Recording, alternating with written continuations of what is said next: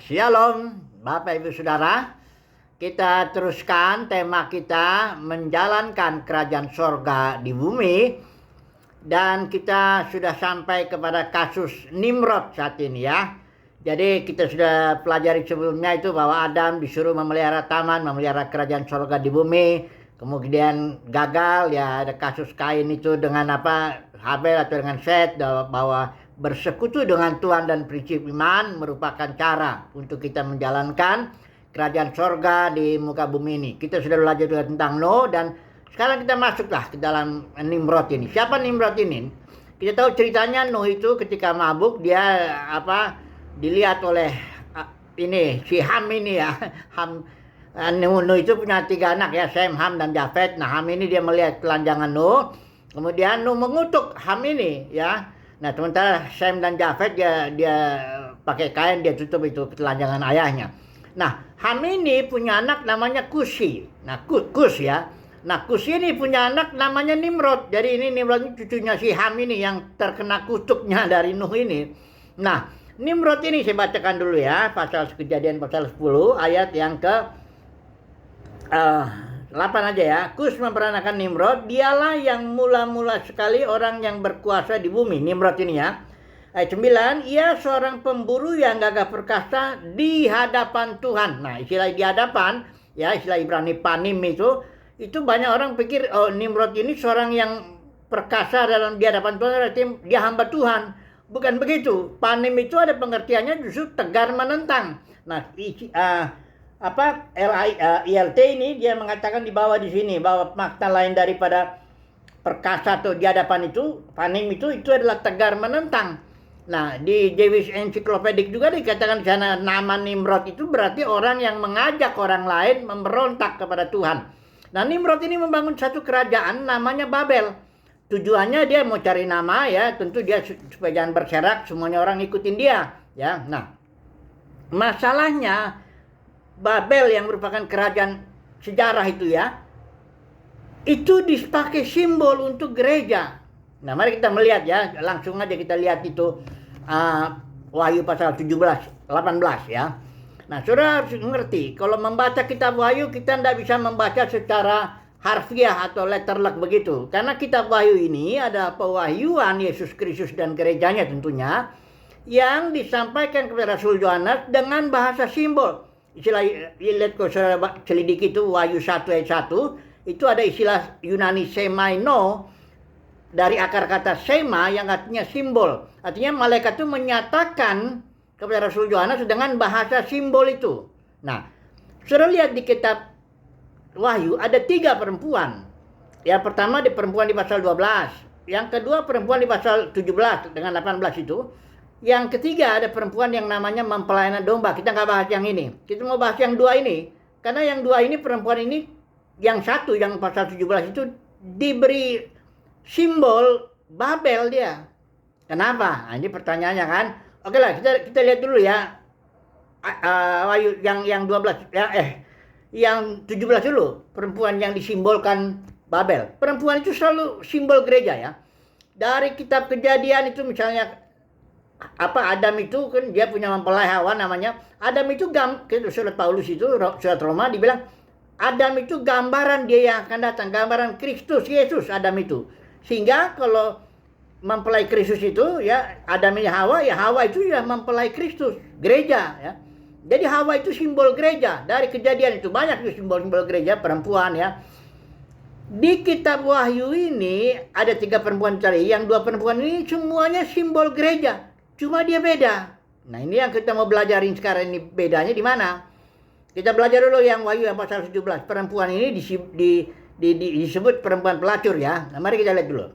Pasal 17 ayat yang ke 3 ya.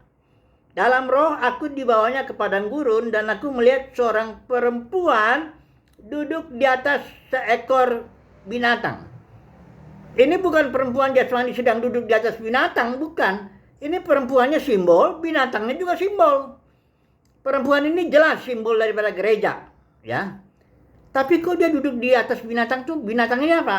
Nah, di kitab Wahyu maupun Daniel itu binatang itu simbol dari sistem pemerintahan manusia. kerajaan manusiawi lah ya, binatang itu. Jadi perempuan ini gereja duduk di atas seekor binatang, itu artinya gereja yang ditopang oleh sistem pemerintahan manusia atau kerajaan manusiawi. Tangkap dulu ya ini ya. Nanti ini siapa ini di pasal 17 ayat yang ke-18 itu. Dan perempuan yang telah kau lihat itu adalah kota besar yang memerintah raja-raja di bumi. Nah, big kota besar ini siapa? Kalau saudara lihat di pasal 18 juga ayat yang ke bawah itu ayat 2. Sudah rubuh Babel kota besar. Nah, bahkan di ayat yang kelima dikatakan pada dahi perempuan ini tertulis suatu nama, suatu misteri, Babel besar. Jadi perempuan ini yang ditopang oleh sistem pemerintahan manusia, kenapa disebut Babel? Jawabnya karena perempuan ini punya spiritnya Nimrod. Di dalam perempuan dalam gereja ini ada Nimrod. Orang yang berkuasa, yang mengatur gereja, yang memiliki segalanya ada di gereja itu. Nah, perhatikan ya. Ini gereja ini, kalau saudara melihat Katolik dan Protestan itu itulah yang dilambangkan oleh perempuan ini. Perhatikan ya di sini ya, pasal 5 ayat 5 ya.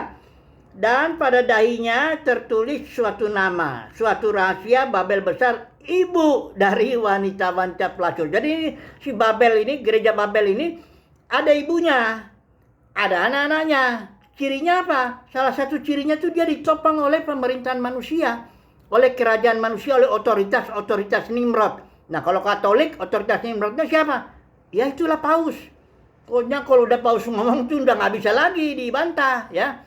Nah, kalau di Protestan gereja-gereja yang banyak ini, puluhan ribu ini, siapa Nimrodnya? Ya itulah kalau biasanya disebut gembala sidang atau eporus barangkali, atau misalnya pendeta senior atau siapapun juga yang punya otoritas di situ.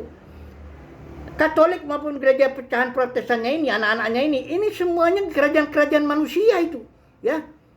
Karena siapa? Ya manusia di situ yang Nimrod itu yang berkuasa di situ, ya. Bagi orang yang bisa melihat, ya melihatlah. Nah, kita langsung lihat ya, bedanya perempuan yang di pasal 12 ini ya. Saya bacain ini ya. Maka tampaklah suatu tanda, simbol atau sema ini ya maksudnya. Besar di langit seorang perempuan, dia berselubung matahari. Ini cirinya ya.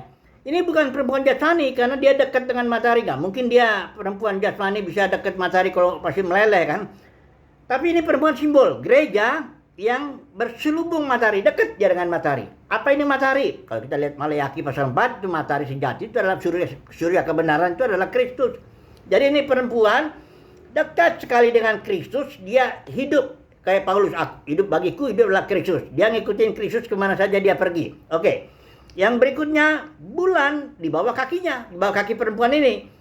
Apa artinya bulan? So, kalau tahu, lihat matahari itu punya sinar sendiri, ya. Kristus punya sinar sendiri. Bulan itu hanya pantulannya aja. Kalau saya terapkan ini perjanjian lama itu hanya pantulan daripada perjanjian baru. Realitanya Kristus. Kalau 2 ayat 17. Realita semua kalau bulan itu hanya simbol-simbol aja.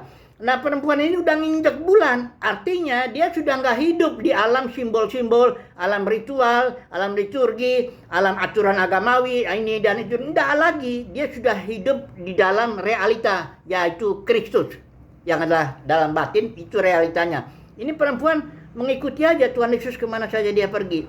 Dia nggak ikut ritual, hari Minggu harus datang ke gedung tertentu. Hari itu tradisi ritual dia ngikutin lagi, harus ngasih persepuluhan, kasih buah suluh bulan Januari kata Pak Niko ya. Nggak ada lagi, dia hidup mengikuti Kristus kemana saja Tuhan Yesus pergi. Kayak Yohanes 12 itu, domba-dombaku kata Tuhan saya 27 itu, domba-dombaku mengikuti aku kemana saja, aku mendengar suaraku dan mengikuti aku ya. Nah, ini oke lah ya, oke lah. Nah, karena saya buru-buru ini karena harus agak cepat ini ya, supaya jangan terlalu panjang. Nanti kita sambung lagi. Jadi apa itu gereja, apa bedanya ini? Jadi dalam dunia sekarang, dunia kekristenan lah saya menyebutnya, ada dua kelihatan di situ kategori yang disebut gereja atau pengikut Tuhan lah atau apalah namanya ya. Yang satu para pengikut Tuhan yang ditopang oleh sistem pemerintahan manusia. Itulah Katolik dan gereja-gereja Protestan itu semua. Yang satu lagi, saudara, ini soal ini simbol, ini di langit ini. Kalau dibilang perempuan yang di sini di langit pasal 12. Kalau saudara di pasal 17 itu di air yang banyak, mayoritas ya. Jadi kalau saudara nggak dapat kasih karunia untuk melihat, saudara kan hanya melihat Katolik dan gereja-gereja Protestan yang kelihatan dengan mata. Tapi sesungguhnya di langit, di alam surgawi, di dunia ini ada anak-anak Tuhan yang hanya mengikuti Tuhan Yesus kemana saja dia pergi, yang disebut domba Yesus, yang digambarkan oleh perempuan di Wahyu pasal 12 ya. Nah, sekarang kesimpulannya langsunglah. Semoga saudara dan saya mendapat kasih karunia untuk menjadi bagian daripada gereja yang diuraikan, dijelaskan di Wahyu pasal 12. Pada gilirannya dia akan melahirkan putra-putra Elohim yang akan membebaskan seluruh ciptaan.